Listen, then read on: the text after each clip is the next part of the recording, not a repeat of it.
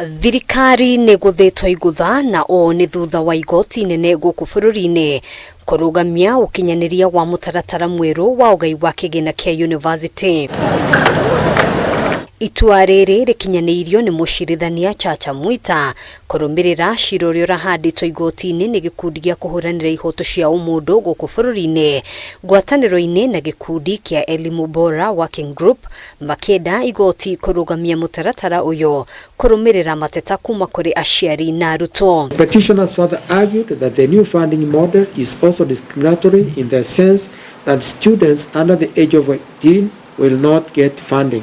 Agĩkinyanĩria itua rĩrĩ mũcirithania Chacha Mwita augĩte nĩ kĩhoto kĩa o mũrutwo kwamũkĩra mathomo akiuga mutaratara mweru wa ugai wa kigina kia university ũrĩa rĩu wĩingĩrĩte mwaka wa kerĩ ũkoretwo ũgĩthutũkania arutwo. Implementation of the variable scholarship and loan funding model as currently stands contravenes section 53 of the Constitution under the mandate of the Higher Education Loans Board and is unlawful.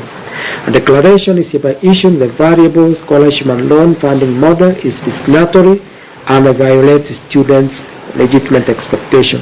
Mwita agĩthiĩ na mbere gũtarĩria atĩ nĩ wĩigĩrĩrĩki wa thirikari gũcaria kigina gĩa kũrũgamĩrĩra mathomo ma arutwo thĩinĩ wa university na ũguo mũrigo ũyũ ndũbatiĩ gũtambĩrio aciari. Discriminatory in some respect, introduces classes based on perceived financial ability, discrimination among students based on type of school a student attended, whether private or public, and introduces age as a factor in assessing funding, and introduces a non-term called household income as a basis for accessing funding.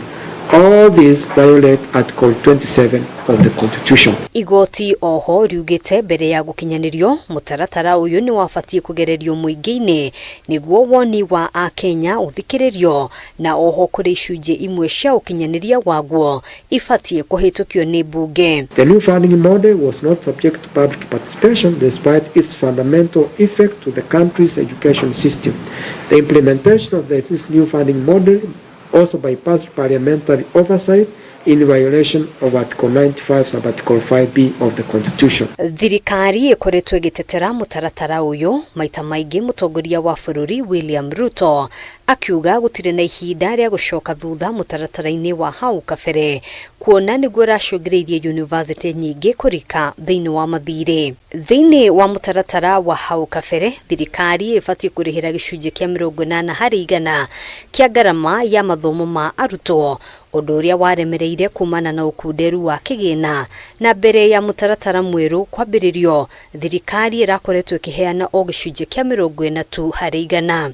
An order of prohibition is hereby issued prohibiting implementation of the variable scholarship and loan funding model until the government complies with constitutional and legal requirements where necessary. Rĩu kĩrĩa gĩtanyĩtwo nĩ mwerekera ũrĩa ũkũrũmĩrĩra wa kana thirikari nĩ ĩbatiĩ gũcokereria mutaratara wa hau kabere maya magĩũka rĩrĩ arutwo matanyĩtwo kũingĩra thĩinĩ wa semester ya kerĩ ica ikuhĩ.